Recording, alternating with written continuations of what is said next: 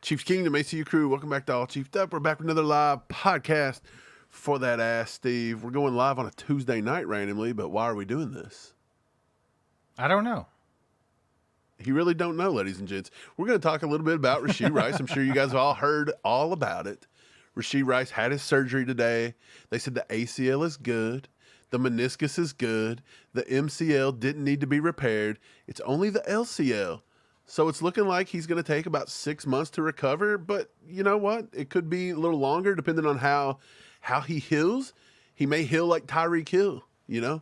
Tyreek Hill apparently could come back from the same shoulder injury that Marquise Brown gets in record time, and then Marquise is out for an entire season or something. So who knows? Everybody's body's different, Steve, but it looks like he avoided the craziness, right? But he's going to be out all season. There's no doubt about it. Right, no reason to rush him back. We saw that last night. So before Rashee Rice went out, he's a number 2 NFL or wide receiver in the entire NFL. So if you have someone that has that high of a ceiling, you actually hit on a receiver for once. Yeah. You don't bring them back early. You don't risk further injury, especially when you had Juju out there. Old Papaw Juju out there, 130-yard receiving. I think we'll be okay. 27-year-old Paps out there. I know. I don't know why it seems like he's so old. It does. It feels like he's He came into the NFL in diapers, bro. Like, it's the only thing that explains it. He did. I'm pretty sure he was starting with the Steelers at like the age of like 19 or 20. Like, it's pretty crazy. It had to be. Yeah, dude. So it's looking like, you know, the Chiefs, again, we're back on the fence here. Are they going to replace Rashee Rice in-house? Or are they going to look elsewhere? And that's still the big unknown, to be honest, going into this bye week, which we've got a full week off this week, and then we're going to start, 49ers week. But, man, it's looking more and more like they might just stay in-house here. It was reported earlier today from, I want to say Matt Derrick had said something about it, but said that last week in practice, Steve, Justin Ross and Nico Remigio were getting first-team reps in practice, and that they think that here in the next few weeks, they could give them a shot within the offense to see what they could do. And if you look at the snap counts and everything from last night, Mecole Hardman did have 4 targets and 4 receptions, by the way, but they were all quick hitters behind the line, get the ball in his hands. And that's the funny thing, too, because that is strategically, we know it can happen. That should have been what they've done with Skyy Moore all this time, but they never do it. And that's what's funny about it. But they give Skyy Moore 0 targets. And by the way, he's probably going to screw it up anyway. So what do they do? You think they're going to phase Skyy out, bring somebody up? They can't take too much time with it. You've only got a week. You maybe have 2 weeks. But wouldn't you want to get a trade done maybe this week to give them a chance to learn a playbook for a couple weeks? If that's the route they're going. Right, and I don't know if it is. I'm sure Veach is out there value shopping. He's thrifting. You know how Veach does. He's out there at Goodwill popping tags. Yeah, but we'll see. We'll see if nothing turns up. He's just going to sit pat, right? You know how when you go to Goodwill and they give you a color of the day, and if you find your article of clothing with the color, you get a percentage off of it. Is that a thing? Yeah, it is. You didn't go into Goodwill enough, brother. So let me tell you something. What's the tag color of the day? Which jersey number are we looking at? Are we looking at a little neon green? We looking at Tyler Lockett? We get a little poop brown? We looking at Amari Cooper? What are we looking at? I don't know, man. Like I said, he's thrifting. If he doesn't get what he wants, he'll sit. I mean, look, last year we thought they were going to do something before the trade deadline because the receiver room sucked. And honestly, this wide receiver room right now with Xavier Worthy and Juju being out there is tenfold better than last season. So what makes you think that he's going to jump to get somebody now? You don't need to go. You don't need to go to the wide receivers and make a trade. We made a trade last year for the guy on our roster already this year. He was the savior last year. Let him come in and do it again. Let it be Mecole Hardman's show, shall we? A lot of Chiefs Kingdom thinks it can happen. They think it's he's just ready to go. Keep giving him some more snaps, and he can. Me too. I think produce. they should up his up the usage of Mecole Hardman. I think that's the main key. Right here in this little lull is just give Mecole Hardman more snaps. I think they should pepper him the ball. I mean, because his athletic ability is off the charts. Right. I think he's got so much that he hasn't showed in the first 6 years. Yeah. I think it's there though. Somebody was calling it out last night on X, and they said that they thought he looked a little slower than usual. Mecole Hardman? Yeah. No, man, he looked great. He looks fast, like young and spry. He did. He did. I thought he'd hit the fountain of youth. One thing I did notice, he definitely is getting better field vision. He doesn't just run east and west anymore. He's definitely going downhill. He's hitting holes. He's finding places, making things happen. Well, let's talk a little bit about the game last night. So, enough with the injury because it's all just the Rashee Rice thing. We know he's just out for the year. There's nothing we can do about it. He'll be back next year. He's probably going to get the suspension next year anyway. So we may see Rashee Rice at Thanksgiving next season. Okay. Let's move on to last night's game just a little bit now that we've had time to process it. I watched a little bit more of it last night. I didn't get to finish the full game, but I did watch it. I do think our pass rush got home. They didn't get home a lot, but they did create some uncomfortableness for Derek Carr, who, by the way, did injure himself, and he's going to miss a few weeks. But I went back, and I was more concerned about the offense. Here's the thing that I'm just going to read some stuff to you, and you react to it. Okay, Patrick Mahomes last night amassed all of his passing yards on attempts under 15 air yards, which means he had 300 of his 331 yards. He threw it in the air less than 15 yards, and it became yak. In the Chiefs' Monday Night Football win over the Saints, except for one pass. So all of them except for one. Out of 39 attempts, Mahomes didn't throw a single ball into a tight throwing window per Next Gen Stats. Is that Andy? Is that Andy's beautiful play design there? Or is it just Patrick just being a little too safe? Didn't take the shots at the guy. If you're going to go get a big wide receiver like Xavier Worthy, take them shots. He's definitely not being too safe. We've seen that in the first 4 weeks, okay? He'll throw the ball to the other team. He doesn't care. So I don't think that's it. I do think it was a little bit more scheme. I think Patrick Mahomes is being patient. And like I said before the game, I think they got to get a rhythm going with Kelsey early, and that just always helps Pat find himself and throw better balls and get better vision. I don't know. When he doesn't start off and he doesn't get some kind of a rhythm going, it always is a long game for Patrick. It's he can't find his footing. He can't do what he wants to do. And it just becomes a struggle. What does getting in rhythm look like for Pat and Andy, though? Is it because Andy usually has a really good first 15. That's usually a strength of Andy Reid is a first 15. But we're not really seeing a lot of first 15 with Pat just kind of hitting just easy passes. I don't know. It's kind of strange, but we'll talk about a little bit more of that in just a second. But right now, we got Elizabeth Reed in the house with 20 bombs. Says a little late. Go. I'm super excited for the offensive performance yesterday, but how much is a testament to the Chiefs' offense versus how bad the Saints' defense is? Elizabeth, let me tell you something. The Saints' defense actually ranked one of the better ones in the league. Dennis Allen, a very good defensive-minded coach. I want to say that I actually put up the stats of what it looked like. And, Steve, you can go ahead and take some of those questions, and I'll go back and find the exact stats for the game the other day. Yeah, so, honestly, I think it's more of a testament to the Chiefs' offense opening up a little bit. Kareem Hunt kind of just seamlessly falling back into the offense. Just a lot of good things happen. And like I just mentioned, I think it was Mahomes got in a rhythm early with going to Kelsey a lot, just being comfortable.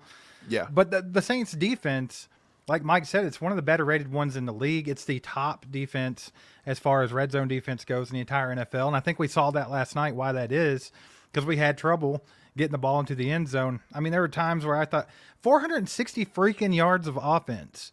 Like, you should have scored 40 plus. Right. But they didn't. They had 26 or something like that. It's like, obviously they were shutting us down in the red zone. So that's something that I think the Chiefs have struggled with themselves, and then also a testament to the Saints defense being good. But that's definitely like a little thing that we got to look at going forward.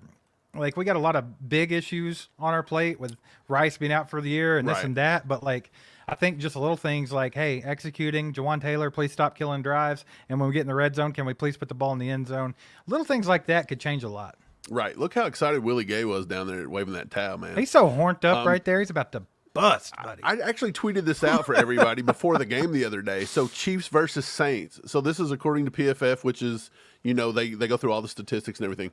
Overall, the Chiefs were ranked 10th in the league as a team. Offense, defense, special teams, everything across the board. We were actually 10th in the league. Saints were 3rd. Our offense was ranked 14th. Theirs were ranked 3rd. Our defense was ranked 13th. Theirs was ranked 7th. We were better on special teams, 11th to 15th. Points scored, we've only scored 92 points. They scored 127. And our defense actually allowed 2 more points on the year through 4 games than theirs did. Our defense had allowed 72 and theirs allowed 70. Now, look, I think the quality of our opponents were a little bit better, but they faced some pretty good defenses, right? They faced Dallas. Dallas is pretty high scoring defense, our offense. They usually do pretty well.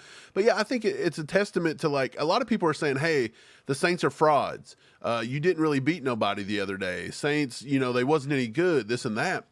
I think that's a bad talking point. That's just Chief haters being Chief haters.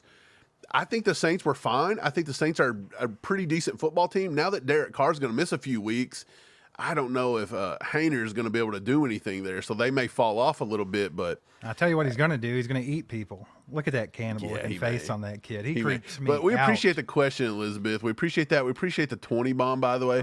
We also got 5 gifted from Pops coming in. Pops coming in hot 5 tonight, gifted calling coming us hot. fat, telling us to hurry up, and then giving out 5 freaking memberships. Yeah, so if you get a membership from Pops, give them a thank you in the chat. Throw out some catch-ups for old Pops. We got a 5 bomb from TGZ. He says, I think Reed just dismantled their scheme. They were completely fooled on a lot of plays, which made our guys wide open on a lot of plays.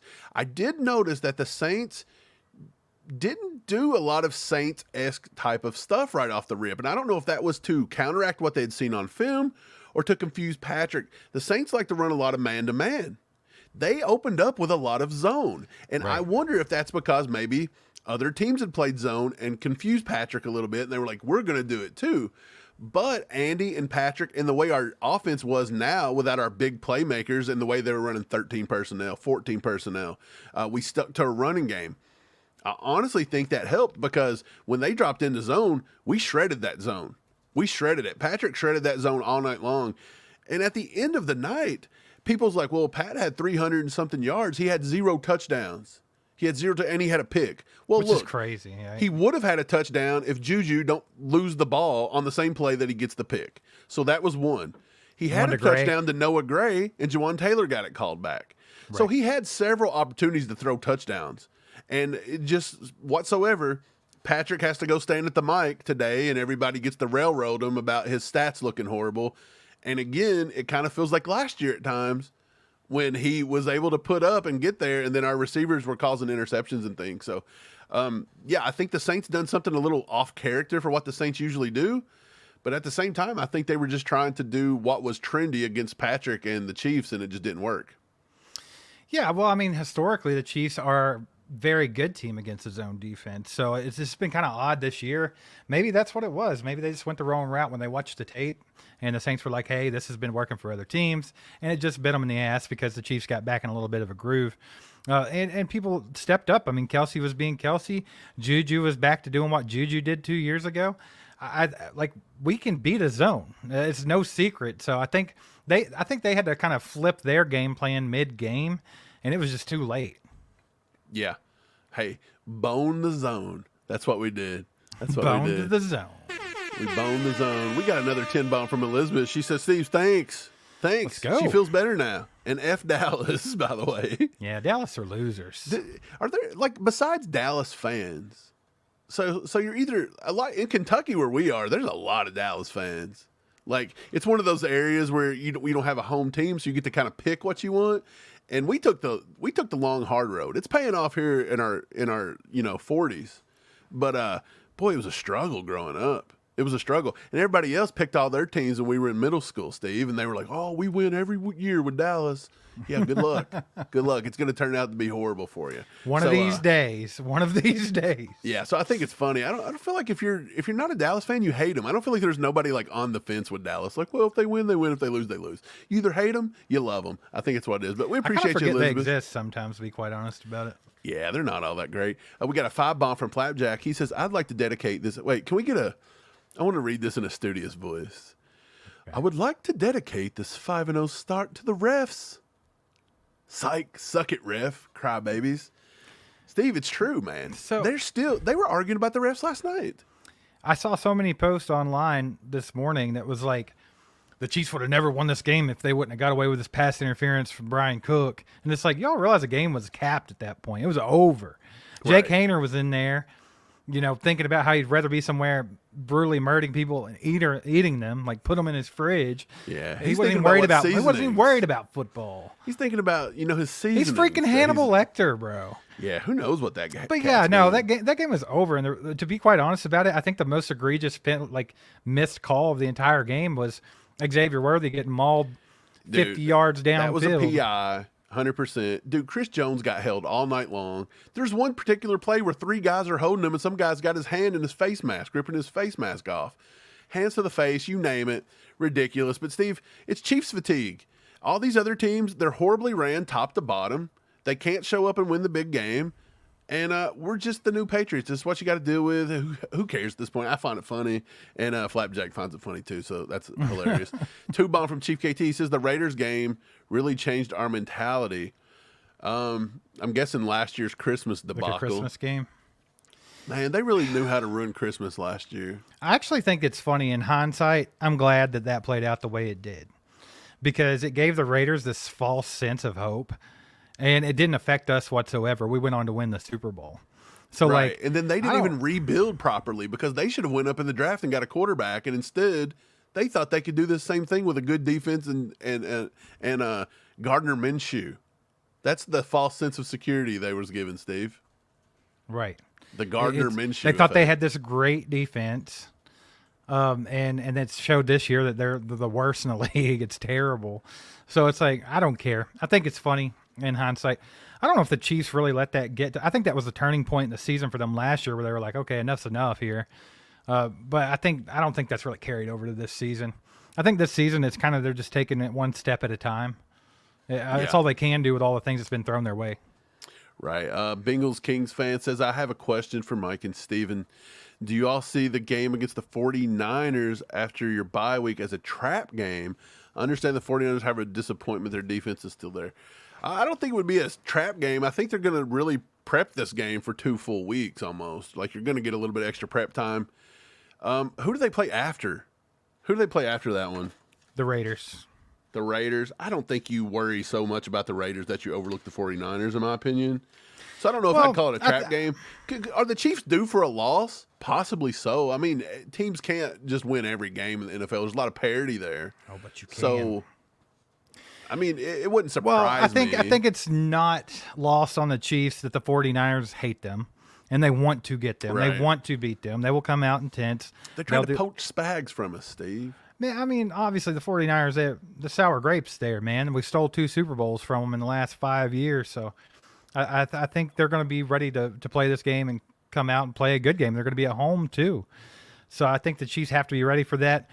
I wouldn't consider it a trap game, but just like any other game this season, I've said the Chiefs have to come out and they have to at least match the intensity of the other team and not just be lackadaisical. Yeah, and I'm not for sure who it was, but they lost a big piece of their defense today with like a wrist or an arm or a hand or something, but he's going to miss 3-4 weeks. I think it might be one of their safeties. I forget his name, but yeah, so they're battling a little bit. I don't know if they'll actually have I don't know if the running back will be back or not. He's shooting for it, McCaffrey, but I don't know. I don't think he'll rush back. I don't. They said something about week 7, but I don't know. Yeah, I understand that one. Okay, well, let's go back to the game a little bit and talk about this one. I run by the Patrick Mahomes thing, Steve. Did you know Juju, by the way, yesterday, 7 catches, 8 targets, 130. His PFF grade was an 82.7 offense and an 82.1 receiving grade. Those were his highest scores given to him since week 7 of 2021 versus the 49ers. And that was the last time he had actually played for the Chiefs. How crazy is that? It's pretty wild. Like, he found the fountain of youth yesterday, huh? I guess so. I'm not I sure mean, what happened there. It's pretty wild. There was something else that I'd read about him, by the way, that I wanted to bring up for you. Oh, here it is. Juju Smith-Schuster was also the first Chiefs wide receiver to reach 130 receiving yards in a single game since week 15 of 2021, and that was Tyreek Hill. So he'd done something Tyreek Hill did back in 2021, I think. What that Do you was, think week this 15. is like a? What a day! Do you think this is kind of like a comeback type deal for Juju? Like, hey, I'm back. I'm going to fit back in this offense. I'm going to get the looks, because they started him off super slow when he came back, and of course he's coming off the knee injury, the debacle he had in New England. So, like, do you think it just took a minute to get him back in there and get him comfortable? And you think now that we're going to see that not say 130-yard performance every week, don't mean that, but we're going to see some production here. Yeah, you might. It could be one of those games, like where you're at the end of your life. You're at the end of your career or something. You just have that bounce back game, get that sudden burst of energy before that's all you had to offer. Go out on a high note. No, I don't think it'll be that bad. Do I expect to see Juju putting up 130 every week? No way. No. I don't even think Juju's going to hit 75 on most weeks, let's be honest. But if Juju can be around 4 or 5 catches per game, a security blanket in a sense for Mahomes, a guy that can move the chains 2 or 3 times a game for us, a red zone target, I think that's all he's really got to do. I don't think Juju has to do exactly what Rashee Rice was supposed to do in this offense. And I think asking him to do it is crazy, because Rasheed Rice honestly was playing like a top 5 wide receiver in this league through the first 3 or 4 weeks. For sure. Real quick, just want to say I appreciate you guys being here with us tonight. Not really a planned live stream, but we figured we'd go live, hang out with everybody, just talk a little bit of Chiefs tonight. We'll let you guys kind of guide this one. So any questions you have, put them in the chat. We'll be trying to get with those. Appreciate you guys that have donated so far. If you could, please take a minute, hit the like button, get this out to more people. We got to get Chiefs Kingdom to show up this season, because right now you guys are pretty much the only ones that give a crap, it looks like. So, I mean, we're running less than 200 people on a live stream about the Chiefs while we're 5-0. So maybe you guys can help revive the freaking fan base out there. Hit the like button, get it in their feeds, and maybe they'll be like, oh, yeah, we like the Chiefs. No, it's, all the naysayers, Chiefs are bandwagon fans. There's a pretty hardcore group, right? But I do think there's a lot of, you got to be playing in the Super Bowl to get any attention, and that's before people care. They don't like to go through the fun stuff, The fun stuff is the down weeks. The fun stuff is the rebuild. The fun stuff is the draft. That's the fun stuff. It is. You got to put all that work in to get those rings, baby. Yeah. If we get to 150 likes, we'll give away a signed poster. We'll do a Will of Death real quick before we leave tonight.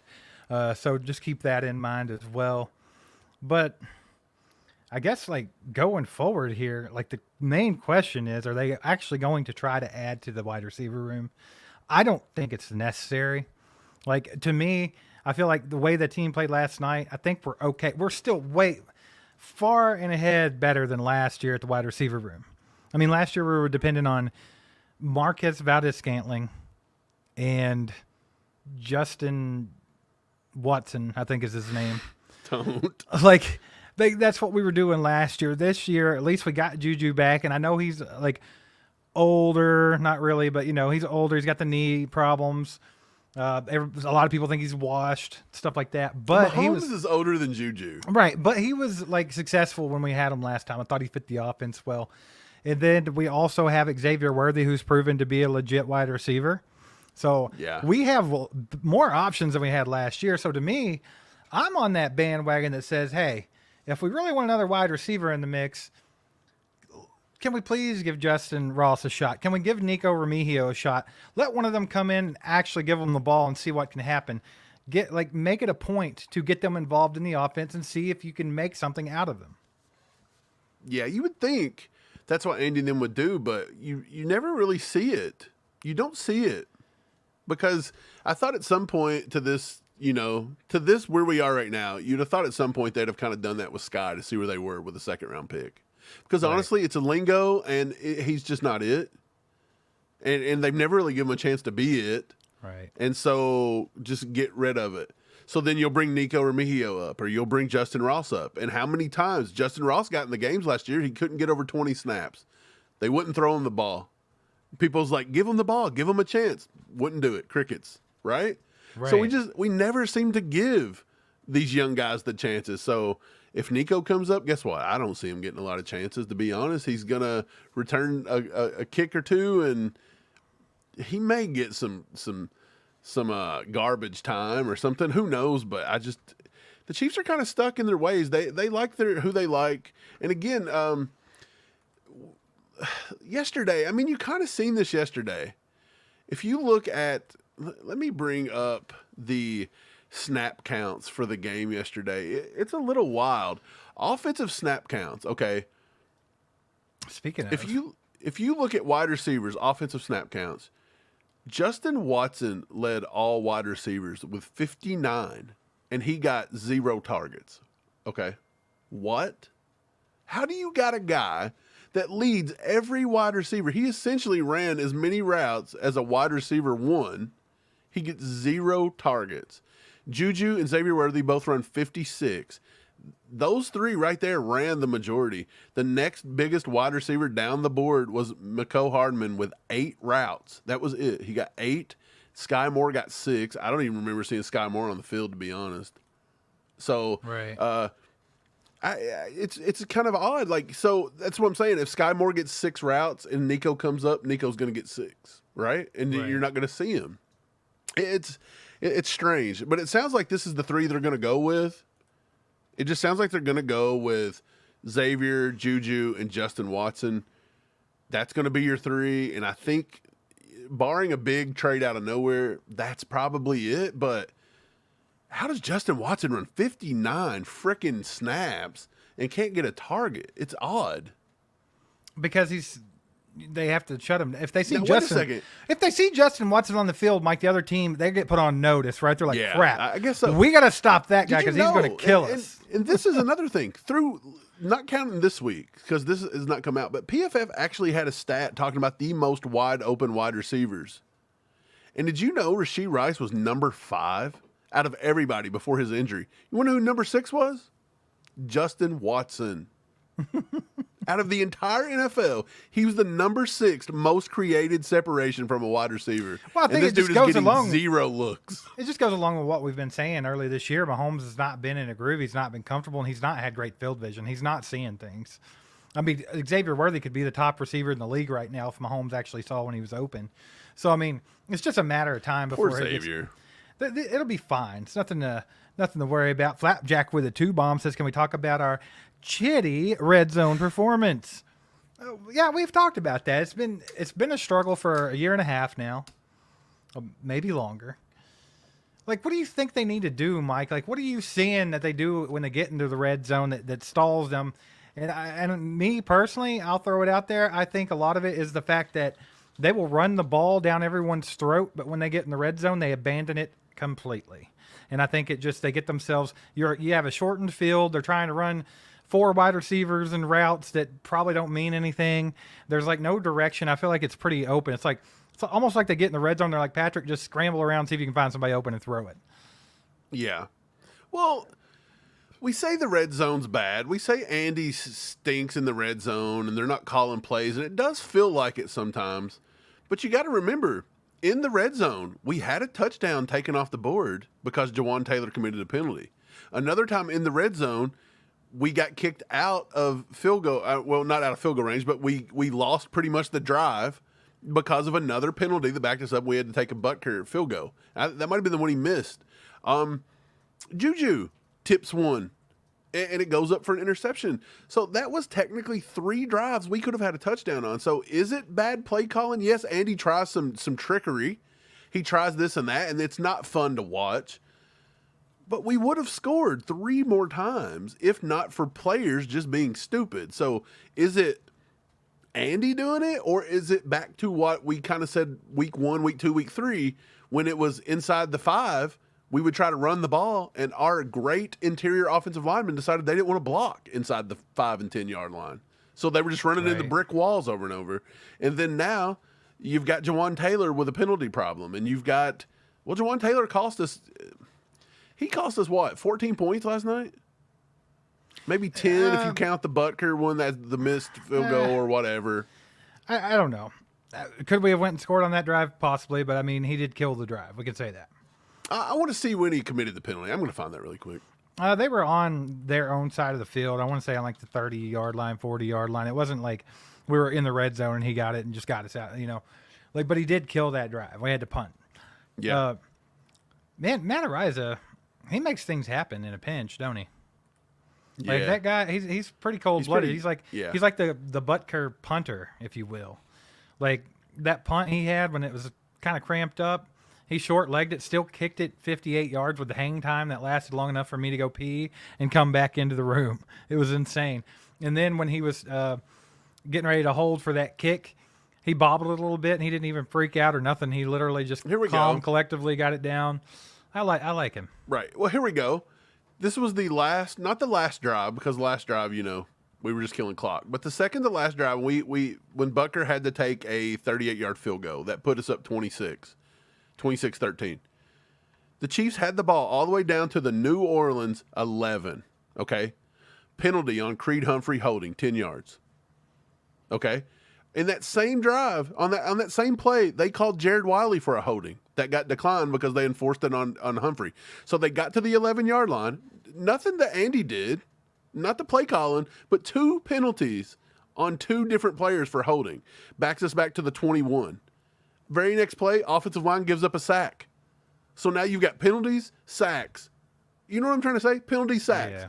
Juju flips the ball up in the air, nothing. You know, Noah Gray catches a touchdown, penalty, bring it back. So is it Andy and the play calling, or is it just the Chiefs poor are execution? Not focused? Yeah. They're not pulling the execution down in the red zone. I think that's what it is. I don't really think it's Andy. I mean, he does have weird calls. Don't get me wrong. There's some weird calls. He gets a little fancy pants down there in the red zone, you know? He do the fancy pants dance, but he does. But the players have got to be used to this by now. They're all little fancies, okay? Get your little tutus on and go execute. Fancy. Every time we get in the red zone, Andy's fat ass ends up in a freaking tuxedo over there trying to be all fancy. And he's calling some kind of play that's some exotic play. Dude, Steve, Witchy says this, and all day long, I've seen nothing but a love affair of Chiefs fans and Chiefs Twitter just talking about how great it was watching that interception from Binky. First of all, I'm sorry. Binky's a loser. I don't like him. Steve has got it out for Binks. No, man, he's a crybaby. He's still going. Look, he's never dropping this. It's the truth. I'm not going to drop it. You're never dropping it. But why was it such a big... Like, he did play for the Chiefs, but, like, this has been the thing. I even watched somebody today be like, I've watched that play like 50 times and just love it. And it's like, I don't want to see a play where Mahomes had to take a pick because Juju did something stupid and it gets picked. Like, no. Like, I don't enjoy it. I'm just going to throw this out there. Like, I don't care about anyone's success after they leave the Chiefs. I don't. Hey, I don't have enough energy to care. Right? I don't even care. I don't even think about him. I forgot he even played for him, to be quite honest. I barely even care about half the players on the roster's success. Especially Skyy Moore. That guy sucks. Steve, somebody's going to clip that and post it, and everybody's going to run with it and be like, all chiefed up, it's a bunch of bandwagon. Yeah, I know. I can't wait. It'll be a fun time. Black Kraken with the 5-bomb. Since if we don't get three-peat, it will be because of the horrible and dumb play of the tackles. This is not tenable. Is there anything we can do with these tackles? Man, I do think that's a big glaring weakness on the team right now. I suppose that and the edge rushers. Like, we're not getting the pressure from the edge rushers. We're not getting the security from the tackles, right? Like, Mahomes is having to do the fancy pants dance back there almost every play. But this is a position that we put ourselves in, right? Because when you decided, hey, we're going to go with Wanye Morris, who was a right tackle, we're going to maybe try him. We're going to draft Kingsley Suamataia, throw him into the fire and hope it works out. Like, you didn't plan for that. Like, in that left tackle, by all means, it's pretty obvious that's a very important position on the team. Protecting the quarterback's blind side, it's always been known. That's why people invest in left tackles. That's why they pay them a lot of money, and that's why they try to keep them when they have a good one. We have not done that as a team. So, is that a failure? I suppose so. We paid Jawan Taylor all that money, and I don't know what the reasoning for that was. That I don't know if they were planning on pulling on Orlando Brown, thinking he could play left tackle, but that's not what they went with. They put him at right tackle, and really all he's done is get a lot of penalties. So I don't know. I feel like there's definitely been like a failure at the tackle position. Do I think it's like the death knell for this team? I'm not so sure, but I do think it's a hurdle they got to overcome. No, you hit the nail on the head all the way across the board. I couldn't add anything differently. You said everything. The Chiefs put themselves in this situation. Yeah. You drafted, you got Wanye in like the 3rd round. He was not a left tackle. Okay? Was never, ever going to be a starting left tackle in the NFL, probably. I don't think anybody projected him to do that. Then you drafted Kingsley. Again, he's a good project player.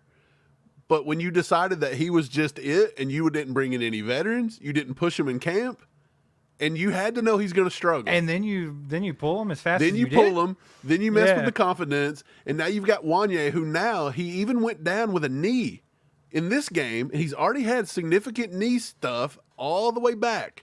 He's been doing this through camp. He's went down with a knee a few times. And you're playing with fire. And look, I don't think they should have brought back Donovan Smith either. Anybody that thinks they bring back Donovan Smith is crazy. He stunk. Like, Donovan Smith stunk.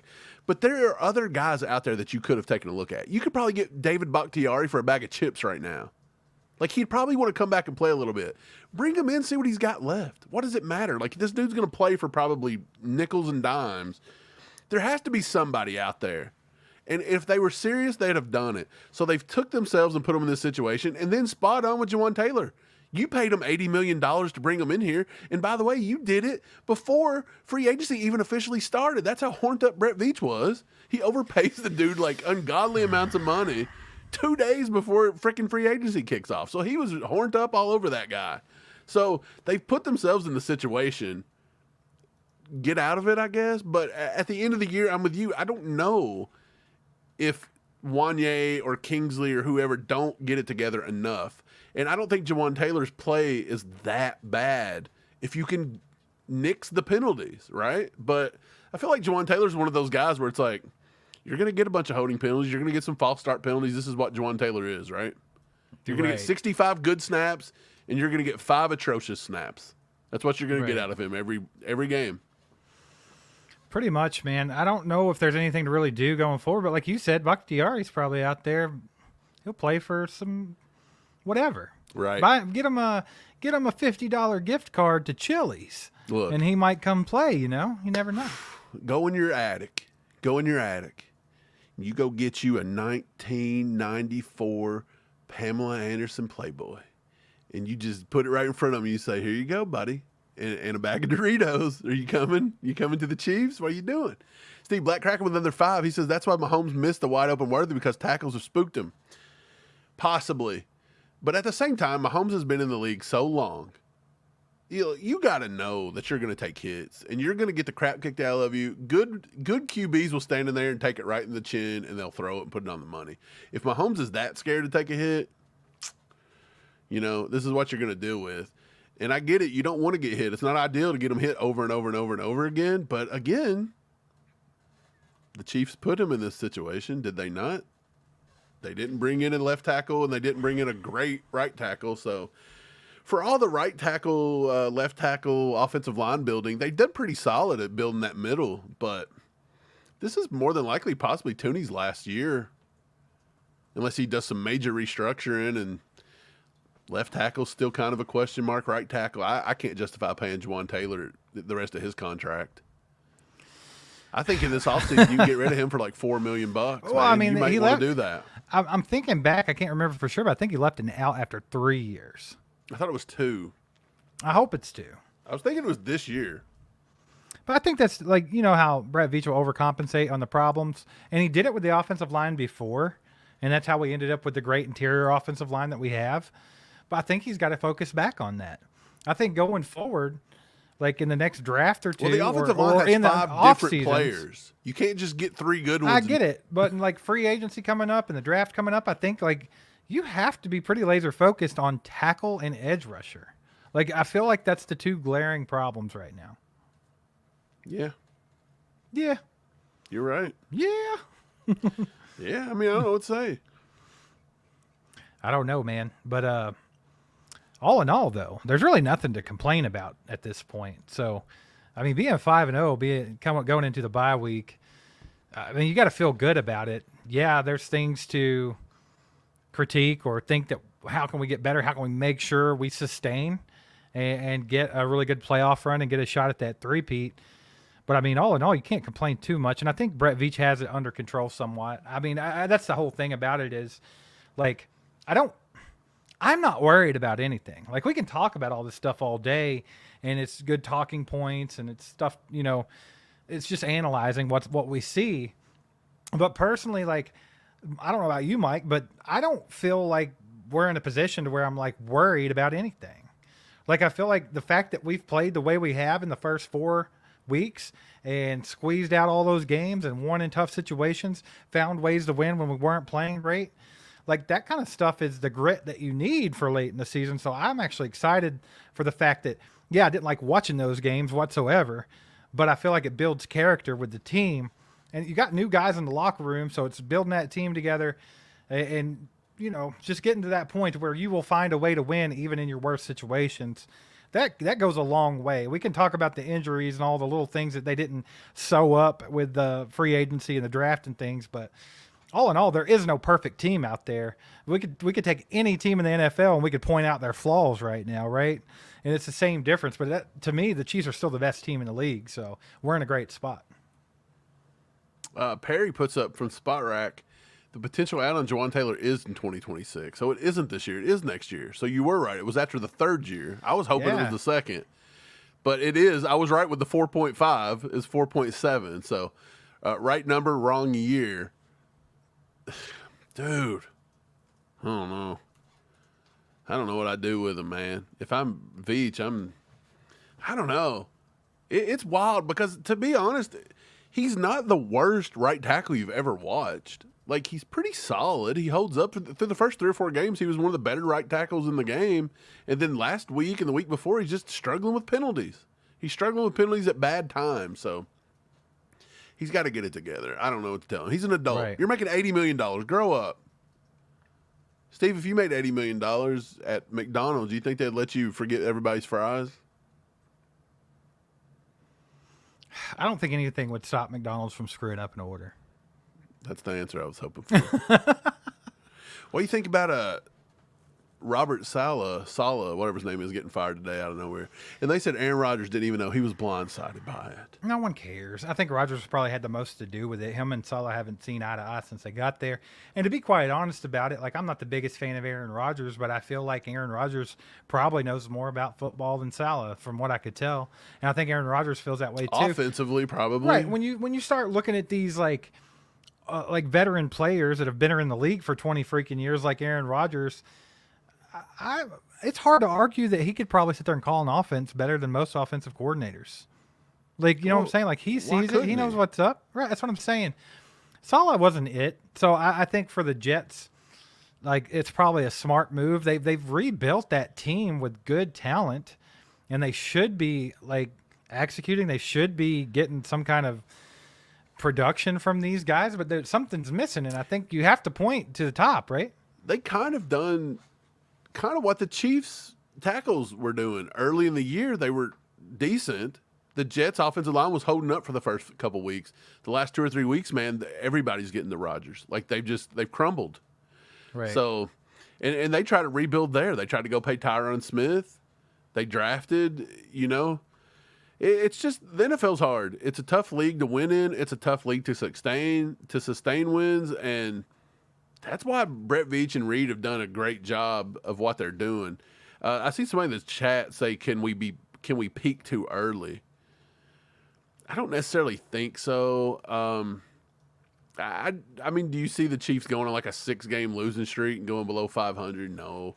Like it's not going to happen. I would say if the Chiefs, if they drop 1 or 2, you're never dropping 3 in a row. Probably they're just too solid all the way around. The Chiefs are just a good, solid core, a good team, and that's what separates us. But we've had to get to this point. It took a lot of years to build, right? Yeah. I mean, I guess you could say it was overnight because of Mahomes, but there was a nice foundation But here it wasn't. before Mahomes. I mean, I think the more overnight thing to me was probably Andy Reid. But still, there's stepping stones that had to be taken. Like we were a playoff team with Alex Smith, and we had a chance to maybe even sniff a Super Bowl with Alex Smith, and then Mahomes just happened to be that next step, Yeah. Julius says Rodgers might bring in RFK Jr. as head coach. It might work, man. Yeah, I think that. I mean, he's a pretty smart guy, so maybe he can figure out Could you football, imagine? right? RFK, he talks about like his voice or whatever. He's like, I hate hearing myself talk, which I don't really know what that is. I feel bad for him, but at the same time, I'm right there with him. Like it cringes me a little. Right, but he admits to it. But right. Could you imagine him in your ear calling plays in? It'd be great. It'd be the most. You'd be like, oh my god, I can't. He said, "Look, Aaron, I can't even do it. I don't even know how to do it." I don't know what it is. I don't either. But Nevada with the 2 bomb says, "But the Jets are a dumpster fire." Yeah, that's the problem. They put all these pieces in place, and they're a dumpster fire. So guess whose fault that is? Got to be the coach, right? They're still trying to go get Devontae Adams like he's going to solve all your problems.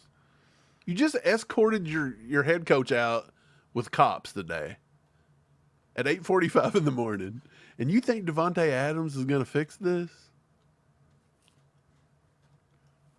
No. These franchises. This is why these franchises stink. It's just plain and simple. That's why they stink. They're always looking for the quick fix. Like with the Chiefs, like getting Andy here and then what he built, like you're setting a foundation, like you're making a culture. Like you're changing the entire culture of a team, no matter which players come through the locker room. Like, because there's different players every year, but you have to maintain a standard. And it's just like, that's not what these other teams do. It's like they just try a different formula every year. Like, oh, well, if we get this guy and this guy, okay, maybe it'll work. Or this, like they don't have the big picture. And that's why the Chiefs are in full dynasty mode and the rest of the league is crying about the referees. Yeah, they're playing refs. Appreciate the 2, Nevada, by the way. Appreciate you. Steve, a lot of people talking. Tristan asked this question, but he's not the only person. Chiefs should go try to trade George Pickens. Look, I don't think the Steelers would give up Pickens, but they might just because of his attitude at this point. Which is a big red flag for us. He was a major red flag coming out, and I think that's why the Chiefs didn't even consider him, to be honest. Right. The Chiefs will let a lot of things slide. Tyreek Hill, Kareem Hunt to a certain degree.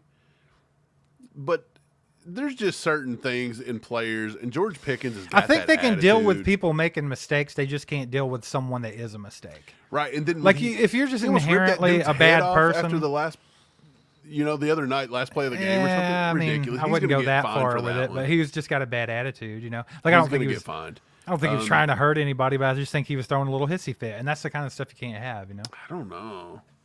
I thought it looked kind of malicious. But look, just because Skyy Moore was the wrong pick, I don't know if George Pickens was the right pick. Right. Because again, in the Chiefs' offense, does George Pickens actually do that well? That's another thing. We never know. I mean, we've never been able to see what they would do. The only even inkling of what we think they might be able to do with a receiver like that is what they've done with Justin Ross. This is what the Chiefs have got to do. And that's push them off to the freaking practice squad. The Chiefs have got to go get Amari Cooper or D-Hop. You've got to get one of those two and see what they do. And if they cannot produce in this offense, no rookie wide receiver like that is ever going to produce. No free agent wide receiver is going to produce like that. It's always going to take a guy like a Marquise Hollywood Brown that we're not even going to get to see. It's always going to be a guy like that body style. Well, it's just scheme, right? Like if that's what the scheme. So go get the best of the best. If that's what it takes for the scheme to work, that's what you got to do. I mean, he's not the best of the best, but go get Cooper. See if he can. Could you imagine if Cooper got in this offense and at the end of the year he's got 20 catches for 200 yards? We would all be like, "What is happening?" Josh Zimbauer, don't get me on the DK Metcalf thing. Let's not do it because why would we need DK? We don't even need him, bro. We have McCole Hardman. That's true too. The smartest pick was made there, right? Put him in the ring. Somebody said that. Steve, Chiefs fans have actually voted that McCole Hardman deserves to be in the Ring of Honor. No, they haven't. Yes, somebody posted that on X, and I swear after like 2,000 votes, he should be in the Ring of Honor. Chiefs Kingdom has just lost their minds when it comes to like Mecole Hardman. What are they seeing? Like, for the love of God and all Like that's holy, when he what first got is drafted, going on he had a here? couple serviceable good years. Don't get me wrong. Like, they wasn't horrible, but are they Ring of Honor worthy? I think Chiefs fans just think if somebody's here for a long time, it's an automatic bid.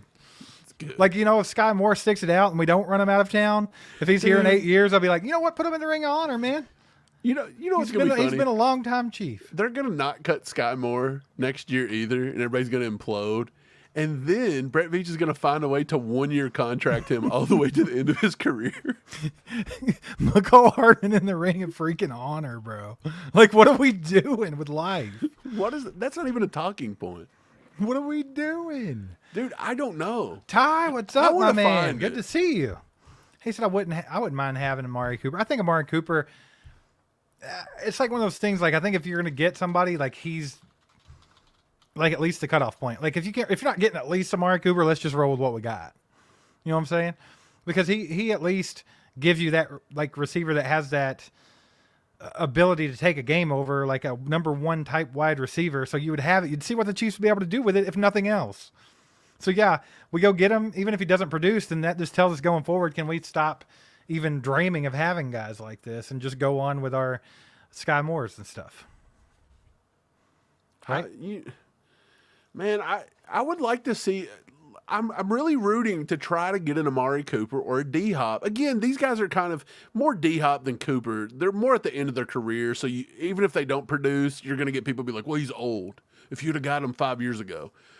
But I still want to see, can these guys that have proven year after year success with no matter what your quarterback is, because Cooper's putting up numbers with Wacker. Okay, it's not the greatest, but he's still putting up decent numbers. Hey, when they've had Flacco in there at the end of last year, that's what I'm saying. Crazy. But if he comes to the Chiefs and then you realize that, like, he doesn't fit the offense too well, the play calling's a little wonky, the routes are a little weird, it doesn't service that type of wide receiver, and he finishes the year like not really contributing much. That's a very good test, in my opinion, to see, can we go get Cooper, throw him in this offense, and see if he can do something? Because if he couldn't do it, I don't want to draft that body style. We can rule that out on draft day. We can never have to say that we need to draft that body style. Don't say we got to pick up a free agent like him ever again. Let's just always go for Mecole Hardman, Tyreek Hill, Xavier Worthy receivers and be done with it. That's right. The ultimate test, and I would love to see it. Yeah, if they don't do that, I'm just bring up Ross or Remigio and let's just give them a shot. Remigio over Ross. Don't bring up Ross. He's that big body. Keep Remigio going. Yeah, I mean, that's Justin been a long Watson's time. even too tall to get a It's been a long target, time Steve. talking point for Chiefs Kingdom. Like, you had the whole T. Higgins thing and like stuff like that. Yeah, the D-Hop thing. And it's like, I think people want to see, I think they want to get a wide receiver of that caliber just to see if it would even work at this point. I don't even know if it's that they think it's going to work. It's just like, can we at least try this out? That's my point. Like, I want to know if we're that stupid and like it just will not work in this offense. With a high-end all-pro wide receiver. Like, would that really change Mahomes? Here's the thing. I really do think that Mahomes would succeed with that. And the reason why is, look what he does with Kelsey, who is the closest thing to that type of wide receiver that he has. He knows somebody that will get the ball, be where he needs to be at, catch 50-50 balls. He has confidence in him, right? But you're not going to get Cooper and them to be on that wavelength. Right, but if he can get that trust with them, then I think Mahomes would give them the opportunities. Oh, yeah, thrill. You're right. Cooper leads the league. He's drop central. Yeah, that's another thing scary about Cooper. He had 18 drops in a single season. So he does have tons of drops. Amy Josh says T. Higgins would be fun. Sorry, Yeah. you're fine. But yeah, T. Higgins. I've heard they're going to try to move him before the trade deadline, but it's not going to be to the Chiefs. I just can't see that happening. Probably not. Amy says, do you think Veach will call the Raiders about Adams? I don't think that the Raiders wouldn't even answer the phone. I don't think they do either. And by the way, I think Adams is going to cost you like $12.2 million on the cap this year. The Chiefs don't even have 12. We'd have to restructure. So if you was to see tomorrow, if you wake up and the number one headline coming across the board is Jawan Taylor's restructured or Joe Tooney's restructured or just, I don't know, name a random player and put restructured behind it. If Right. that happens, then maybe there's something on the horizon there with somebody big. Yeah. But we just physically cannot afford him. Right. Perry says Tutu out. Well, I just think he's one of those guys that are not a needle mover, Perry. Like, I like. Actually, though, he was on one of my short lists when we'd done that top 10. Tutu was on there, and I cut him at the end. Right. I mean, I think I can see where that fits, right? But at the Right. same time, it's like, it's just more of the same. Same Yeah, with Slayton. I'm right there. I just don't think they're enough to move the needle to even worry about. Ray said Adam Thielen. That would have been great last year, but I mean, now we're When talking he about begged to come here. right now. He's a year older. He's more injury prone. He's actually been out with injury now, and it's like I just don't think that's the play. I don't. Yeah, after just taking a hardcore look at some of these guys, I mean, I had a monstrous list working, and we ended up doing that video. And again, I'm sure you guys have watched it by now, but if you haven't, go back and watch that. We named 10, but there was some big wide receivers. I went through every single team, and I looked at what Brett Veach could possibly do. I looked at some contracts and this and that, and there just wasn't a ton of even names that you could go out and try to find. It just wasn't there. So I don't know, man. I mean, I had a lot of names, Steve. I had Amari Cooper. Here, let me just read some of these names. And if you guys hear anything in the chat that you think would have been a good one, because some of these made the list, some of them didn't. Steve, you too, because you didn't even get to see this. So I had Amari Cooper as a possible. I had Calvin Austin III, which we've talked about. But again, is he a needle mover, and is he just more of Xavier Worthy? 100%, right? Right. Alec Pierce may have been a good one, but I don't even think they're going to deal him now. He seems to be working with Flacco. Real Just gonna quick, cut me off there. Okay. I'm just going to cut you off for a minute because we missed this somehow. Gotcha. For some reason, I don't have my separate tab today that tells me supers, like in the top. So if I miss it, I miss it. It's beautiful StreamYard. Yeah. You know. But Kyle with the 5-bomb. Appreciate you, Kyle. Sorry I missed that. Says, I know Cooper has been a popular target, but what about Jerry Jeudy?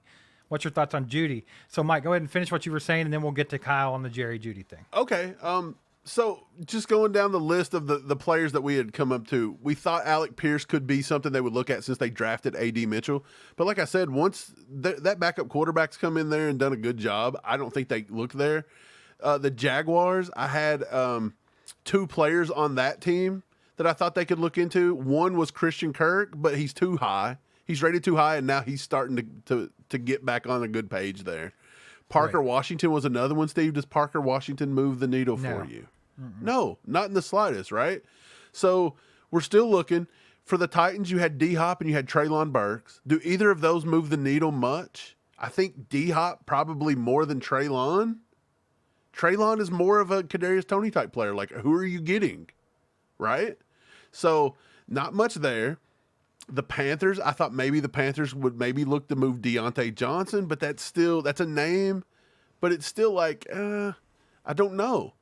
The Packers, I had Romeo Doubs on the list. I actually had him on the list, and this is what I wrote. This is amazing, by the way, that like I've seen the future. This is a draft to a tweet. Here, I'm just going to bring this up so you can actually see it to know I'm not BSing with you here. This was a draft on a tweet, dude. And you're going to say, how in the world? Let me get this off here. Okay, here's the first one, but let's go ahead and switch the tab over. Okay, can you see it? Here it is. I had Bo Melton. Okay, I thought that could be a guy you could look at, but again, whatever. Romeo Doubs, check it out. Losing targets to Wicks. What did he just cry about? This was literally my draft was literally like a week and a half ago. Losing targets to Wicks, but Christian Watson high ankle sprain will possibly be moved to IR, so the likelihood of his trade is now possibly very thin. So I was right there with Romeo Doubs, and I just couldn't find a way to make it work. I guess we'll find out. But yeah, just looking down the list, dude, I went through everybody, and I just could not find any guys to possibly trade for. There's nobody there that fits the Brett Veach mold. I tried to make Tutu Atwell fit. I tried to make Tyler Lockett fit, but I don't think Lockett wants to leave. The Cardinals, I thought Michael Wilson could be a guy to do that, but that's another big body wide receiver. He's getting the second most amount of targets. I don't think they move off of him. De'Ami Brown from the Commanders is not moving the needle. They're not going to move, they're not going to move Scary Terry. The Giants, I had Darius Slayton on the list. I had Jalen Hyatt, but I don't like either one of them. Wan'Dale Robinson, they're not coming off of. And then that left who? potential trade targets from the Patriots, and I had Tyquan Thornton wrote on the list. The funny thing is the Patriots just come out and said Tyquan Thornton was on the trade block. But who wants Tyquan Thornton? He stinks. Right. So I went through every roster, and there's just literally nobody there. It's just nobody. It's funny because I didn't think at this point in time we'd still be talking about receivers. Like, especially after they went and got Hollywood Brown and Rashee Rice was turning out to be a hit. It's like, I was like, I never thought we'd be talking about receiver this season. Isn't it wild? It just never quits, man.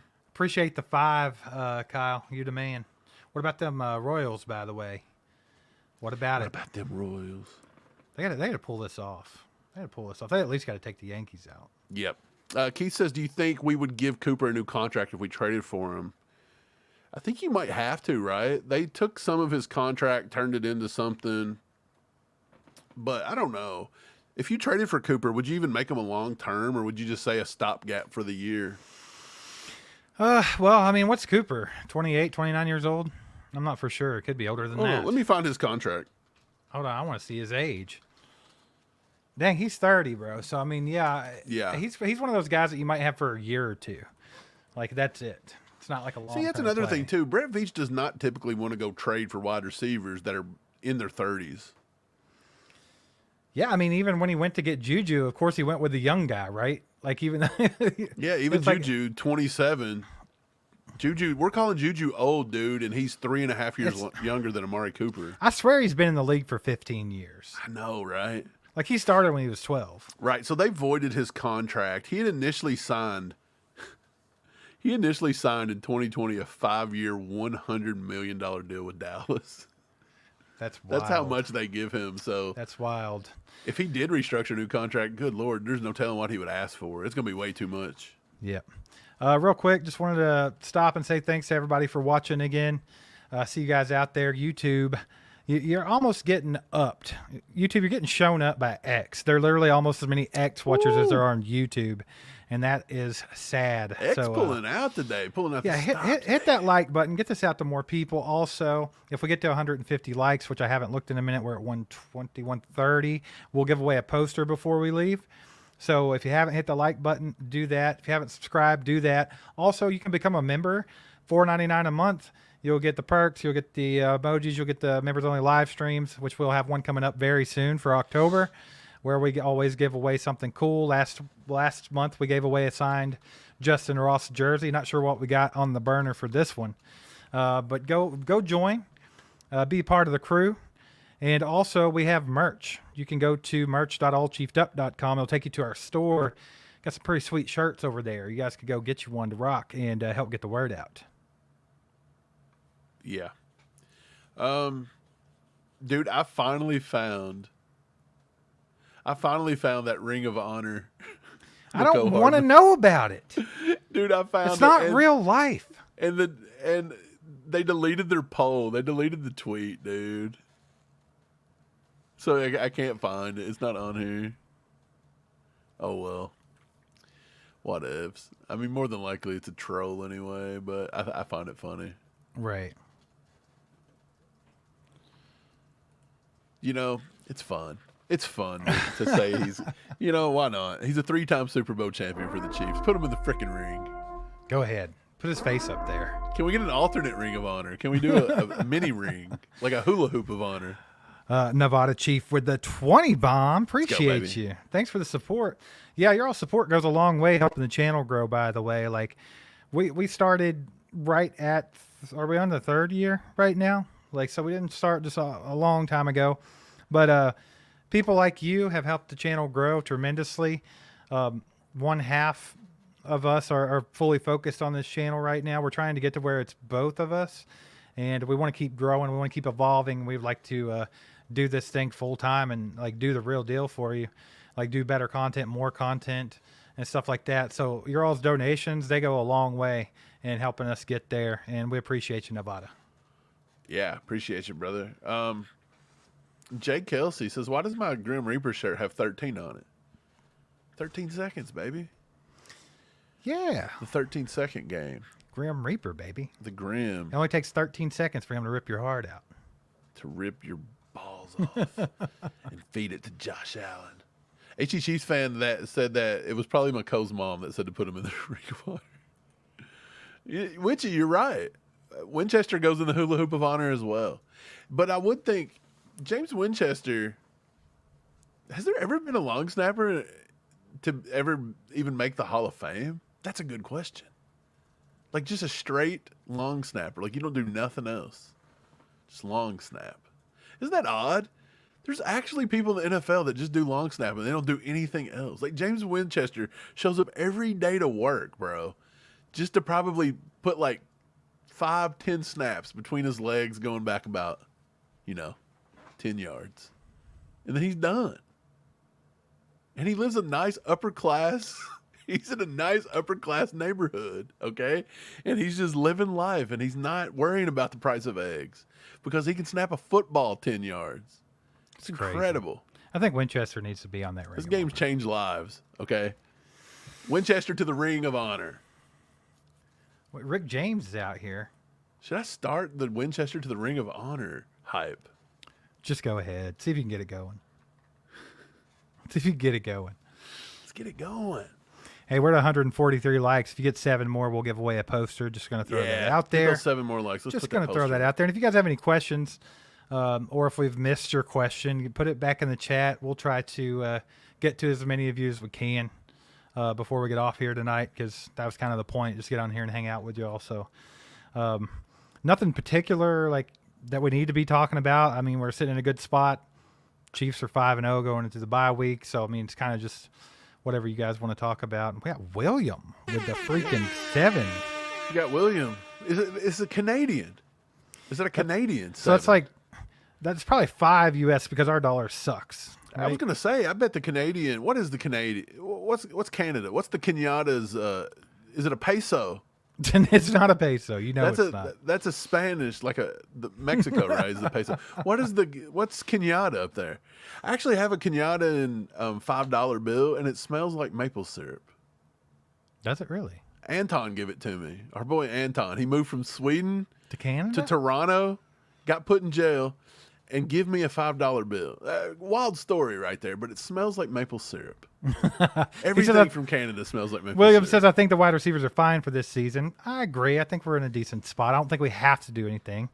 He says the O-line is an issue. Once again, I think that's a bigger issue than the receivers. Yes, I agree. Just run and play tight ends. I feel bad for Skyy. He's just a kid, but got to go, man. Yeah, the tight end thing, Mike, I kind of nailed that one, Just going to pat myself on the back a little bit. Oh, Steve, let's not just have a victory lap over it. I'm going to have a victory lap because I think they're going to lean into that. Did you know they were going to re-sign Jody Fortson, though? Well, no, I did not. But when I saw that, I was like, well, they're not worried about the receivers. They're going to go into more 12, 13 personnel. That's what they're going to do. And that's exactly what they freaking did. And I think they're going to continue to do that. And you know what? I think that's why they had more success this last game in the passing game. I really do. I think it works good with the way that this scheme runs. So I think they're going to go with more of that. And then, of course, Skyy Moore, I feel bad for him too, or I did, but now I don't, because it's like at a certain point, I didn't think he was getting a fair shake. But the fact of the matter is, when you get a shot, you can't squander it. You can't just crap in your own hands over and over again and expect me to feel bad about it. So, I mean, at this point, I'm with you. I think either you step up, like you're on your last, I mean, I can't even say he's on thin ice. Like, he's already got one leg in the water. Like, he's drowning. Yeah, I mean, like, he's literally got to make the save of a lifetime right here. Like, comeback of the century just to be a decent player. Yeah. So, I mean, I don't feel bad for him. Yeah, the thing with Skyy is, like, everybody was on him from the get-go because of Dave Tobe and all that, right? Like, they kind of threw him out to dry. I don't honestly think he was a second-round pick. He got overdrafted the same way Clyde got overdrafted. Okay. I think the fans were on him really quick. Like, you're starting to see them shift. They're starting to focus on Felix now. Felix is a big bust. They've already focused on Kingsley. Kingsley's now a bust after 4 or 5 games. The fans are really expecting a lot out of these guys. And me and Steve give them a little bit of grace. We stuck our necks out for them, and now all we hear about is how wrong we were about Skyy Moore. But when we've been wrong about 99,000 other things, nobody cares. And the funny thing is I still believe Skyy is a good kid. I think he works hard. People talk about his work ethic. I think he puts in a decent amount of work. I honestly think it's a mental thing. It's like golf, man. Steve, we play golf. You can be a good golfer and you can get a case of the shanks pretty quick. Like, it's just something mental. And I feel like with Skyy is like it's just piled on and it's gotten his head.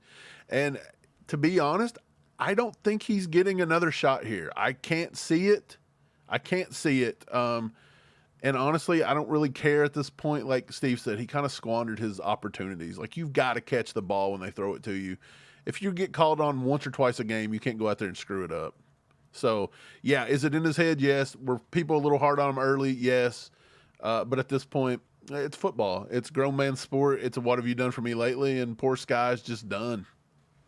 He's just done. I don't think it's nothing, man. Get him out of here. Put him out to pasture. What? Can we trade him? No, Do you think nobody anybody wants in him. the league would want Skyy Moore? Skyy Moore, if you're watching this right now, this one's for you. Suck it! They got 2 words for you! Suck it!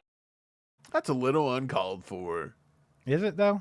Poor Skyy. Mike, we had his back. We were like, hey, he just I needs know a chance. you feel. Yeah, I know it hurts more when you stick your neck out for somebody and you're like, Mike, man, when you I think put he could blood, be good. sweat, and tears into something for years, and then they smack you right in the mouth, right in the face. They just complete betrayal. You hate it. You build up a hate in your heart, and eventually, even if you like that person, you get to where you're like, get them the hell out of here. They got to go. This guy said you're talking about Skyy Moore 2 nights in a row. You can't even talk about the guy. You can't even do it. Who is he? Who's that? You don't even talk about him. He's like Voldemort. It's disrespectful, Can't even Skyy say his Moore. name.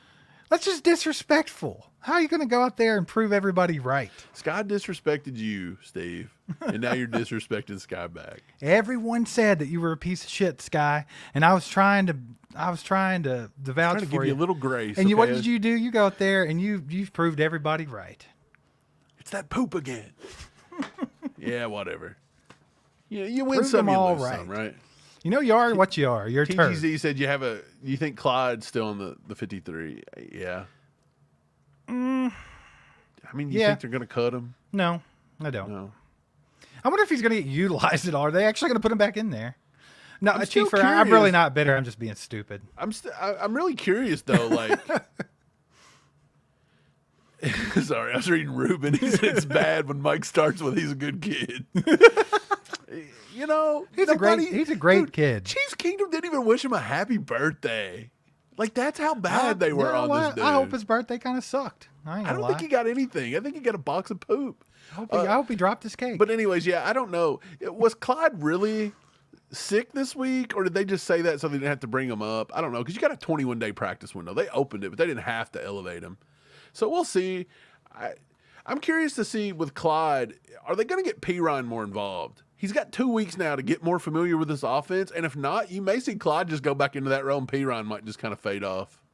You might. And I think Chiefs Kingdom would have a straight up aneurysm if that happens. If you see Clyde taking snaps from Pirine, geez, I don't know. But Andy likes him. He likes old Clyde, you know. He loves Clyde. Mikey cares for Clyde. He loves Clyde the same way Veach loves McCole Hardman. There's a few guys. Do you think Veach has just got a little bit of like he's got like his ego a little bit? Do you think his ego is getting in the way of them not just cutting Skyy, hanging on to Clyde too long? He's put way too much time and energy into Derek Nottie, by the way, who's not done anything. It took a roster spot from Fabian Levette, who had a pretty good offseason. Like, there's just certain guys, you know, he just can't quit them. Can't do it. He'll never quit. Do you think McCole Hardman's going to retire in Kansas City? You think he's really going to go in the ring? Do you think they might build a statue of Steve, McCole they're Hardman not putting him outside in the freaking ring, bro. They might put a statue outside of Geehaw of McCole Hardman. The Jet. I don't even care, though. I'm just playing. I'm in one of them moods. We need one tonight. like. We need one like to give away a poster here, Just ladies one? and gents. Just one? I think like one or two. I don't know. Just hit like if you haven't already. Let's give away a poster, man. Ruben says it's mental. It is. Everything's mental. Yeah. Yeah. Man, what do you think? What do you think the Chiefs are going to focus on the most when they come back? Like, what do you think? You think we're just going to see more of the same? Like with Andy, I kind of feel like I don't see like any big game plan changes or any scheme changes, something like that. I think like they come out against the 49ers and we see exactly what we've seen this year. It's just hopefully it's executed a little better, right? Yeah. I think you just keep going to more 12, 13 personnel, but at some point, teams are going to find a way to defend that.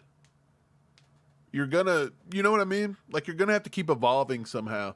But I kind of like the way the Chiefs are finding a little bit of identity in the run game, and Andy's sticking to it. And I do think Kareem Hunt has been a very nice addition. Like he's technically probably not even supposed to be in game shape at this point. He's already like put up a lot of numbers for us and took a bulk of carries, and he looks good. I mean, that offense does really look to suit Kareem Hunt. Like it really does. I even feel like at times it suits him more than it does Pacheco a little bit. Like I love Pacheco, but sometimes Kareem Hunt just looks a little more fluid within the offense. I think it's because Pacheco's just a raging bull, you know? Yeah. He's got to learn that patience, and maybe Kareem Hunt also absorbs contact just a little better. Is that a thing? Like I know Pacheco is you know, he'll hit you, he'll seek contact, but seems like Kareem absorbs it and gets yardage a little easier. I don't know, something about it. It's just something the way I see it, but maybe we change our identity a little bit. Maybe we're more of a rely on the defense, control the clock kind of thing. Maybe we look like we need to be in the AFC South. Maybe Andy's like, look, I can't beat AFC South teams. I'll just evolve. Just go to that. Who knows? Who knows? Mike, I think we got to give a poster away. Good. Let's hurry up and do it. Let's give a poster away. Y'all put hashtag poster in the chat. We'll give you just a few minutes to do that. So hashtag poster if you want a chance to win. We'll put 5, which means 6 of you, onto the wheel of death, and the last one standing will win the poster.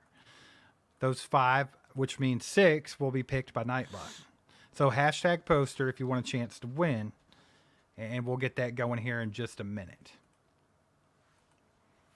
And while in the meantime, what do you want to talk about, Mike? I don't know, man. Better yet, what do you guys want to talk about, Chiefs? Yeah, Kingdom? I feel like we've analyzed this trade thing to death. Yeah, I mean, we're kind of at a standstill here in the season. It's like we know what we got. We've seen, like, all this stuff's happened. We've talked about all of it to death. We just found out today, really, or yesterday, what was actually going on with Rashee Rice to a certain extent. So it's like that was news, but it's like we already prepared ourselves for that one. So it's kind of like, oh, okay, like we thought. Yeah. So I mean, it's the fact of the matter is we're sitting here at the bye week 5-0, top of the AFC, and we haven't played our best football. So that gives me a lot of hope for the rest of the season. Yeah. You're right. Yeah. I think we're good with the 5-0 thing. I'm with Richie. I think the defense, as good as they've been, and they have had some turnovers, but I feel like we need more of that. We need to win. Like, I don't think we ever won a turnover battle last year. Like, I feel like we won games despite, having a deficit. Like, did we win the turnover battle versus the Saints, or was we still tied? Because Carr had a pick. I don't think we Mahomes turned the ball had a over. pick. Did Mahomes throw another? Oh yeah, never mind. Yeah, I forgot. You raged about Binky. That was for an hour and a Kadarius half. Toney, bro. He snuck onto the field, stole Juju's stuff, and tried to redeem himself, and he just did the same thing again. Juju got the blame, so Juju had to come out and show people it wasn't him and get 130 yards. Covey says, just wait till Hunt takes Pop under his wing. He'll be a whole new beast. I would like to see it. Yeah. Appreciate the 5 there, brother. And that just goes right in with Brenda, so we're going to keep talking about that. So don't think I'm just avoiding it. But she says, what is the running back room going to look like once Pop gets back and CEH is there? I mean, honestly, Mike, you said it last night, and I think I'm right there with you. I think if Kareem Hunt continues to succeed in that role like last night, I think you got to really consider Pop being RB2. And that's nothing against Pop. That's no just shade a committee. to him. It's a committee at this point. It's no shade to him, but let's be honest here. When Kareem Hunt's at his A game compared to Pop's A game, he's more versatile. He offers you more. And that's wild to think about. Well, I mean, you think maybe that gives them a reason to kind of slide Pop into more of like a Jerick McKinnon role, which I think Pop would be great at. Well, I mean, he's always that spark plug, right? And he can do. He runs hard and he can do some receiving out of the backfield. He's getting better at his pass protection. So, I mean, yeah, I could see that. But, I mean, if Hunt's going to be in there and be as smooth as he's been, like, I still think that he might maintain that role there when Pop does come back. But like Josh Zembauer says, it's a hell of a 1-2 punch. But so what do you do and down then Carson the line? Steele's still back. Yeah, because she's saying CEH, so you've still got Carson Steele and you've got Samaje Perine. Somehow running back, which was just atrocious, and we were talking about how it needed to just have an upgrade, is somehow, because of Kareem Hunt, is now going to be like a top strength. Is that really going to happen? How does that happen? It's wild. Imagine if Andy took a game plan where every guy, you had 10 carries for Pop, 10 carries for Carson Steele, 10 carries for Kareem Hunt, and then you go with a hot hand, and then you're able to use Samaje in the pass game, Clyde in the pass game. It can be wild, but you're never taking 5 running backs on an active roster. Right. So I do wonder what happens there. I think it's big. I think this is a big week to see if they can get Perine in, because I'm telling you, if Perine could not seamlessly fit into this offense, and so far he's not looked great. Right. They may decide to just put Clyde back and then maybe ease Perine to the practice squad or something, which is really weird. Maybe Carson Steele too. Yeah. Depends on his appreciate the 5 problems. bomb though, Covey. And Brenda, we appreciate you being here as always. Remember, for 14 freaking months. So y'all show some love in the chat to those two and everybody else that's donated tonight. And hashtag poster. You got about 30 more seconds and we're going to have Nightbot start listing these bad boys off. We'll see which 5, which means 6 of you make it onto the Wheel of Death. The Wheel. John Coy says this offense is just built for Hunt. It is like a perfect little marriage, right? And I think it was when he first got drafted, and that's why he was so successful. And, like, I'm not saying Hunt was bad, but he was not what he was with the Chiefs, with the Browns. He wasn't. I mean, he literally played behind Nick Chubb. And then he played when Nick Chubb got hurt, inevitably, because he does every year. So, I mean, I think it's just a good marriage. Like, it's the best thing for Hunt, and it's the best thing for the Chiefs. For some reason, they just go together really well, and it's seamless. Like, he came back into the offense, and it was like he never left after 6 years or something crazy. So, I mean, it's wild. Dude. It's wild. All right, guys, let's go ahead. Nightbot's going to start picking out some of y'all to go on this Wheel of Death so we can give away this poster.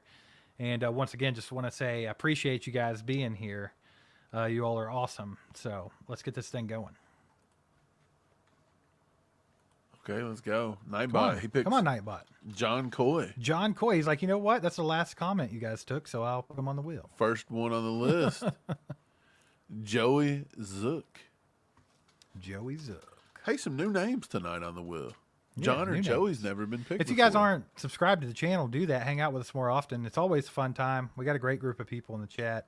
Our mods are awesome. Our regulars are awesome. It's just a fun time. What we got, Nightbot? Paul Lawrence. Paul Lawrence. Kyle says, how much blue chew do you think Reed took to start using and pulling out 14 personnel plays? You think Reed's hooked on that wiener dope now? He might be. He's snorting that dong dust. He's snorting that dong dust, Dave. He's on the dong dust. He's on that. He's on them Peter pills, son. Yeah. Them gas station Peter pills. He's on that that wiener. That That's wonky, enough. I'm gonna stop you right here. We'll stop it right there. All right, what do we got? Keith Hayden. Keith's on the board. Steve Atkins on the board.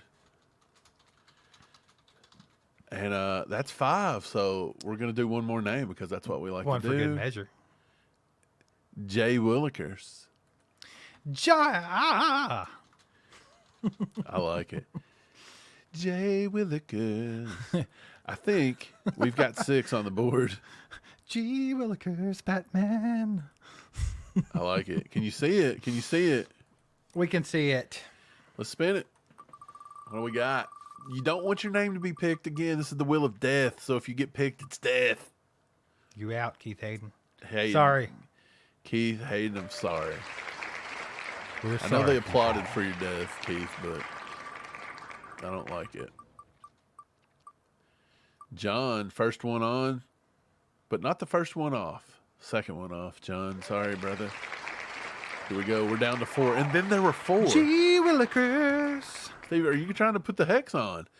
Joey Zook off the board. So it wasn't a good day to be in red.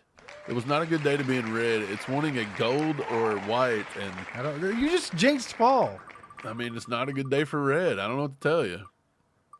No, Paul survived. Oh, It's G. gonna be Willikers, Batman. it's between Steve and Paul going up for that poster. Going up for the poster. Signed poster. Who we got? Paul's off the board. It looks like it's going to be Steve Atkins. Steve, getting let's a go, signed baby. Poster. Let's go. I appreciate everyone for playing. It's been a great evening. Thanks for playing. But yeah, you're going to get a signed poster. It's going to look like this. Pow. It's going to look like this. It's going to be awesome. It's what it's going to be, Steve. It's going to be your commemorative three-peat season poster. Yeah, that's what it is. Okay, so that's what that is. The commemorative 3P. We're getting ahead of the poster. game, you know. Ahead of the game. Yep. Dude, so that was a fun one. well, it's been a fun one, and I appreciate everybody being here. It's been a fun night, you know. Once again, show your boys some love. Hit the like button. Hit that subscribe button if you haven't. Do all that good stuff. Become a member. $4.99 a month. There's some perks to it. We'll be having a members only live stream coming up here in about a week or so. We'll be giving away some stuff there. Also, you can go represent ACU. You can get your merch at merch.allchiefdup.com. Go to the store, pick you out something nice, something snazzy, something going to make you look sexy out there in the streets. Xavier Worthy shirt. You'll We be need turning to get some heads. new merch going. Remember, we used to all come on here and we kind of have a little powwow and we'd talk about some good shirts. We need to come up with some good designs. We need another one. We're almost Yeah. about time to get some new. A little store revamp, if you we will. might need to get some new. What's it called? Some new little emojis in the chat. Yeah, we need some We're stuff. about to get more emojis going. So Yeah, the more members we get, the more of that kind of stuff we can have. YouTube's like, Yeah. well, They limit not you. not that many people like you right now, so you only get 10. they're like, you only have you know. 200 members. You only get 10. At 300 members, you can have 30,000. And I'm like, what? It doesn't Good go that night. crazy, but for the thousands in attendance and the millions watching. You know at what I'd home on like right TV. now? I'm just gonna let this. I'm just gonna tell everybody right now before we get off here, Steve. I really want to eat Jersey Mike's. I'm really in the mood for a Jersey Mike's sandwich. Mike, I'm always craving Jersey Mike's deep down. Like when you look at me throughout the day, I might seem busy, I might seem happy, I might seem sad. It just depends on the day or what's going on in my life. But what you know is a constant is deep down in there somewhere. I'm We're craving wanting some Jersey Mike's. And I think Jersey Mike's need to sponsor this episode. We need to This get is out your the Blue- opportunity, Look, Jersey Blue Chew's dropped the ball. They don't want nothing to do with this. They don't want us to talk about their wiener dope anymore. But Jersey Mike's, you've got an opportunity Of a to lifetime. get in here, get us a black card so we can have as many subs as we'd like. That's what I'm talking about. Yeah. Well, we appreciate you guys being here once again. Thank you so much. It's been a fun night. And we'll probably be doing another live coming up soon. Like right now, we're either going to release a video or we're going to do a live stream. We're going to be doing something pretty much every day this week. So be on the lookout for that. If you haven't watched our latest video, go do that. Go watch our latest shorts. Hit the like button. Get in the comments. Help us out. Help us get in that algorithm. And we appreciate you guys continuing to help our channel grow. We're trying to get to that 50,000 subscribers before the Super Bowl. And we were on a pretty good pace. We're just over 36,000 now. So there's still quite a bit of a gap there. Yeah. And the season's going by fast. We're quarter of the way there. Steve, the season's moving, but again, I just don't feel like much horned upness from Chiefs Kingdom. It doesn't feel like a 5-0 season. You guys are horned up, but like I don't know what we got to do. What do we got to do, guys? It doesn't feel like a 5-0 season. What about you? What about all of us collectively as Chiefs Kingdom? What do we got to do to get people to actually be happy about being football season? Like, what happened? Maybe just look. I think baseball's got to end probably. Maybe. Royals need to win the World Series, and then from there, the hornetness, and then it'll just transfer over to football. Another thing is usually by this time, 99% of people's favorite college football team's been knocked out of the playoffs. But now that they've expanded it, everybody's still in the running to this point. So now they've not even got out of the college football mind frame yet. So I don't know. We got to figure it out because Chiefs Kingdom's just you really just kind of pissing me off a little bit. Yeah, you got to be more horned about 5-0. You got to be a little bit more horned up. 5-0. We're 5-0. Best team in the league. All that's holy, we're 5-0. Okay. Y'all have a good night. Go Chiefs. There goes a sight from my soul.